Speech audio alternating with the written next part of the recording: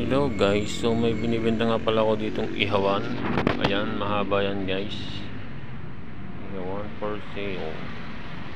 Tapos meron tayo ditong kalan oil. So yan mga boss, ayan ay kalan oil. So yan, may premium blower. So malakas ang blower nya guys. So yung gusto mag-avail, mag-PM lang sa akin guys. Ayan o, kalan oil. Ito namang isa, kalan oil din siya, malaki siya boss. May pre na rin siyang blower. So ayan nga pala guys, ayan yung natatanggal, yung nabubunot yung, yan nabubunot yan guys.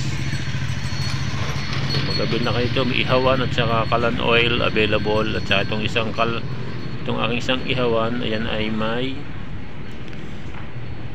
pwede kayo mag-ihaw ng manok dyan yan. Mano-manong iniikot lang siya guys. Ayan o, pwede kayo mag-ihaw dyan ng fried chicken.